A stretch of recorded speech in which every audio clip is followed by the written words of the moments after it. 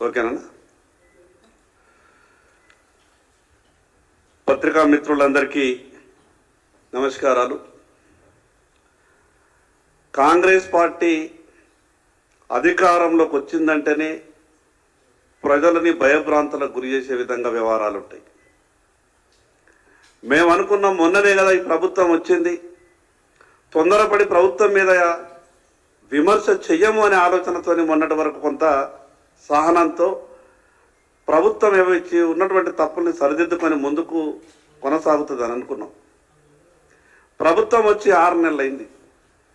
ఈ ప్రభుత్వం వచ్చిన తర్వాత వ్యవసాయ పనులు ప్రారంభమయ్యే మొట్టమొదటి సీజన్. ఈ రాష్ట్రంలో ఎంత ఘోరమైనటువంటి పరిస్థితి ఉన్నదనంటే రైతులకు కనీసం సరిపడా విత్తనాలను కూడా సరఫరా చేసేటటువంటి పరిస్థితుల్లో ప్రభుత్వం లేదు.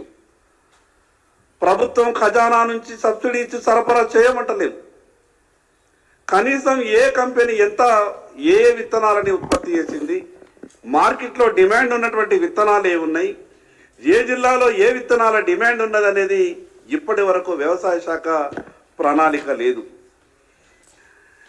గొప్పగా చెప్పిండ్రు, రైతులారా ఎవరు అధైర్యపడకండి, ఆగస్టు 15వ తారీఖు తర్వాత రుణమాఫీ చేసే బాధ్యత నాది అని రాష్ట్ర ముఖ్యమంత్రి గారు గొప్పగా మాట్లాడుతున్నారు.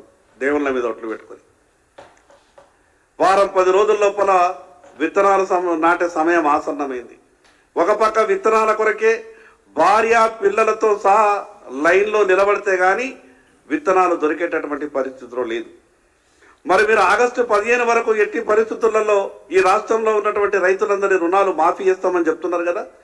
మాఫీ చేస్తామని చెప్తున్నటువంటి మీకు అంత గ్యారంటీగా ఉన్నప్పుడు వెంటనే బ్యాంకర్ల మీటింగ్ ఏర్పాటు చేసి ఈ ప్రభుత్వం తరఫున బ్యాంకర్లకు ఒక అఫిడవిట్ ఇచ్చి, ప్రభుత్వం తరఫున బ్యాంకర్లకు ఒక గ్యారంటీ ఇచ్చి, మేము ఆగస్టు 15కు ఈ రాష్ట్రంలో ఎన్ని వేల కోట్ల రూపాయల రైతుల అప్పులున్నా సరే ఈ ప్రభుత్వం కడతది, మీరు వెంటనే ఈ రాష్ట్రంలో ఉన్నటువంటి రైతులందరికీ పంట రుణాలు ఇవ్వండి అని ఎందుకు మీరు బ్యాంకర్లతో మీటింగ్ ఏర్పాటు చేసి ఆదేశాలు ఇస్తలేరు? ఈరోజు రైతు చేతిలో చిల్లి కవ్వలేదు. ఒక పక్క బ్యాంకుల దగ్గరికి వెళ్తే బ్యాంకర్లు ఏమంటారంటే మీది గతంలో తీసుకున్నటువంటి పంట రుణమే మా దగ్గర బాకీ ఉన్నది, ₹1 కూడా మీకు లోన్ ఇచ్చేటటువంటి పరిస్థితి లేదని బ్యాంకర్లు అంటారు. రైతు చేతిలో చిల్లి గవ్వలేదు. బయట వ్యాపారుల దగ్గరికి వెళ్తే నెలకు ₹5 ₹6 మిత్తితోని వ్యాపారులు. ఈ రకంగా గందరగోళమైనటువంటి పరిస్థితుల్లో రాష్ట్రంలో వ్యవసాయం నడుస్తున్నది. గొప్పగా చెప్పిండ్రు, ఈ రాష్ట్రంలో డూప్లికేట్ విత్తనాలకి వస్తే పీడీ చట్టాన్ని ఉపయోగిస్తాం, తద్వారా నేరస్తులంతా కూడా గడగడలాడాలా, ఈ ప్రభుత్వం అంటే ఏంతో తడాకా చూపిస్తామని చెప్పారు. ఆదిలాబాద్లో డూప్లికేట్ విత్తనాలు దొరికిన గంటకే నేరస్తులు కోర్టు నుంచి బయటకు వస్తారు. ఎక్కడికి వెళ్ళినాయి మీ కఠిన చట్టాలు, ఏమైపోయినాయి మీ పీడీ యాక్ట్లు? కేవలం మాటలకే పరిమితమైనటువంటి ఈ ప్రభుత్వం ఈ రకంగా పరిపాలన కొనసాగిస్తే రాష్ట్రంలో రైతులకు చాలా ఇబ్బందులు ఎదుర్కోవాల్సి వస్తుంది. మరి అదేవిధంగా ఈ కాంగ్రెస్ పార్టీ గొప్పగా చెప్తుంది, మాది రైతుల ప్రభుత్వం, మేము రైతులకు మేలు చేయడానికే రాష్ట్ర ప్రజలు మాకు అవకాశం ఇచ్చారని మాట్లాడతారు.